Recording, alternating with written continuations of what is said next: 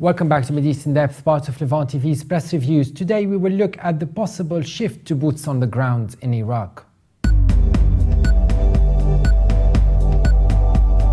Washington Post reporter Craig Whitlock writes on yesterday's Senate Armed Services Committee hearing on Islamic State militants in Syria and Iraq. The nation's top military officer raised the possibility that US troops could become involved in ground attacks against the Islamic State, despite repeated pledges to the contrary from President Barack Obama. General Martin Dempsey sketched out scenarios in which US special forces might need to embed with Iraqi or Kurdish troops engaged in direct combat with the Islamic State fighters. Dempsey also suggested that while Obama has held firm, he might be persuaded to change his mind. He said, President Obama has told me as well to come back to him on a case-by-case basis. If we reach the point where I believe our advisors should accompany Iraq troops on attacks against specific Islamic State targets, I'll recommend that to the President. As Congress prepares to vote on Obama's request for approval to train and equip about 5,000 moderate Syrian rebels to fight the Islamic State, lawmakers questioned how the Pentagon would ensure that weapons provided to the Syrian rebels do not end up in the hands of the Islamic State or other jihadist fighters. Senator John Mc Cain pressed Dempsey and Hagel on whether the US military would intervene in Syria to aid the rebels if they were pinned down by forces loyal to Syrian President Bashar al-Assad. The two Pentagon leaders replied that the primary purpose of training the rebels was to help them fight the Islamic State, not President Assad. Meanwhile, the editor-in-chief of Beirut-based Al-Akhbar newspaper, Ibrahim Al-Amin, writes an article titled "Against Tyranny, Obscurantism and Invasion." Al-Amin asks that the world suddenly change to believe that the US, the West and the states that have wreaked havoc in the Arab world now wish good fortune for our people and countries. Is the threat of the Islamic State in Iraq and Syria, the ISIS, to these states so imminent as to impose a military and security operation without considering who will benefit from it? Ever since its inception, did ISIS cause any real harm to today's coalition, compelling them to respond even retroactively? Al-Amin presents a controversial assumption in his article where he believes ISIS leadership of the organization was born, raised and became active under the US occupation of Iraq, followed by the Gulf War against the Iraqi regime and then in Syria. Al-Amin takes things beyond the Middle Eastern elements of the Islamic State. He says ISIS's treatment of non-Muslim religious minorities serves Western plans exemplified in the racist terrorist regime in France to assist the Christians of our countries to flee to the Christian West. Only then, the editor-in-chief adds, will the Crusaders of Europe be delivered from all apprehension, and our land will keep witnessing war between all their enemies, Muslim against each others, and a war among Arabs, Muslims, Jews and Israel. Al-Amin argues Europe's entire bloody history was built on killing Arabs, Muslims, Jews and the isolation of dissident Christian voices opposed to Western colonialism in our countries. And now let's talk to political commentator William Spring. Welcome to MidEast In-Depth. Thank you. When Senator John Mc Cain pressed Pentagon leaders Martin Dempsey and Chuck Hagel on whether the US military would intervene in Syria to aid the rebels if they were pinned down by forces loyal to Syrian President Bashar al-Assad, the two Pentagon leaders replied that the primary purpose of training the rebels was to help them fight the Islamic State and not President Assad. What do you think of this shift now? Well, I think the main issue is what's gone wrong with Senator McCain's mindset. He seems to be the only person in the world who actually supports the most vicious form of Islamic extremism that's yet been known on this planet.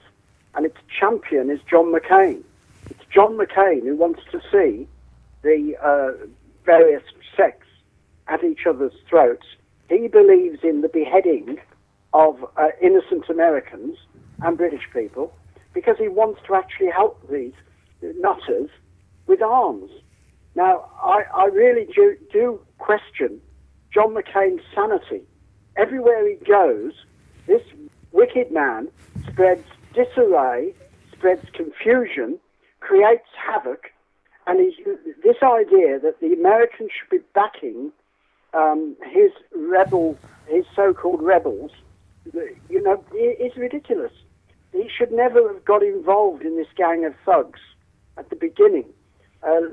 Definitely, McCain is a no-go area as far as rational discourse is concerned. He really should be chucked out of the Senate by the electors of Arizona.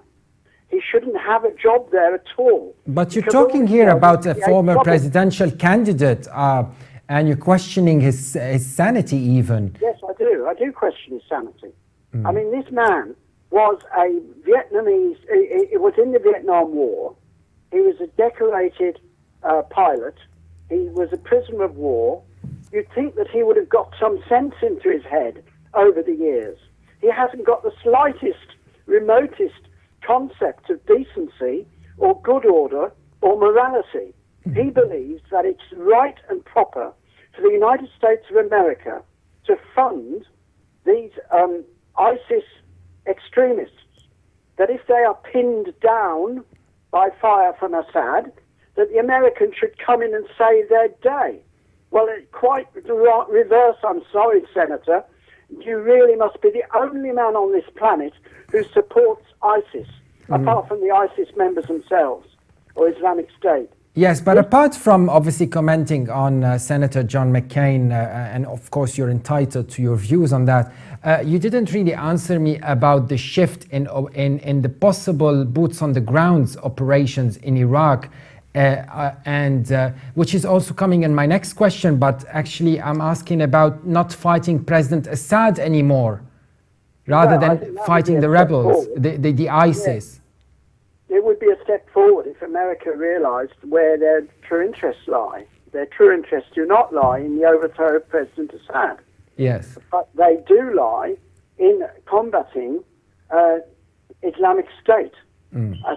As long as they don't actually sort of confuse that with the problem of the Sunnis. And do you think President Assad is off the agenda now in terms of bringing him down?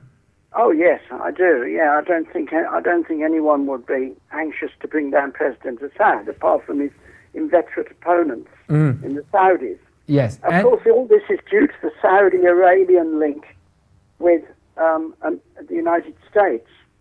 The Saudis have been backing up the attempts to overthrow President Assad, and also the Qataris, both of which countries have got very big American investments and contacts.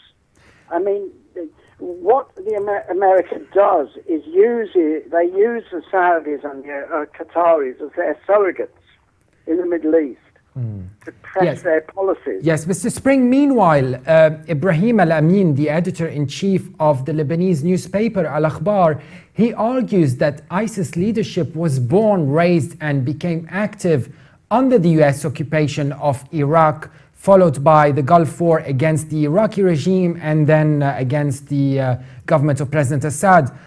What do you think? Do you agree with that? Yeah, I think that the Americans have created the problem. Why would they create a problem?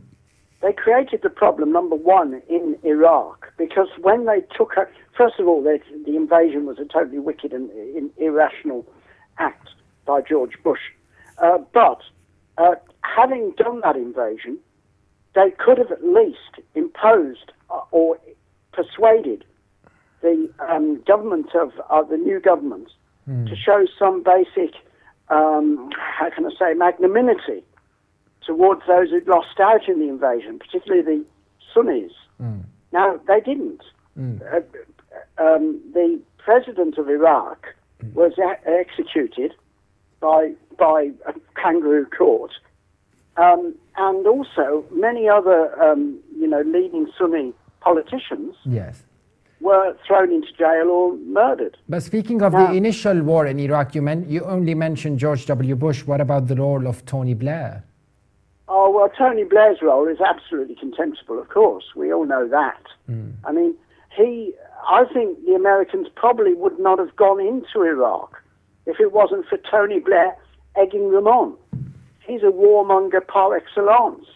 You see, the Americans don't like going into any country on their own. They don't like being without allies. Particularly, they don't like being without the alliance with Great Britain, as it has been. Whether it will be Great Britain after tomorrow, we don't know. But, this is the thing. Tony Blair has far more blame than President Bush. President Bush was a typical Texan, very limited in sort of intelligence, very limited in understanding of the world, nothing of the world. Now, Blair was supposedly his mentor. He should have told him what to do. But Blair was so overawed by the power of the United States and being received in the White House. Yes. And William Spring, political commentator based in London, thank you very much for sharing your views. Thank you. That was it for today's brief analysis. For more updates, please visit levant.tv. And you could also subscribe to MidEast In-Depth on iTunes. Thanks for watching, and bye for now.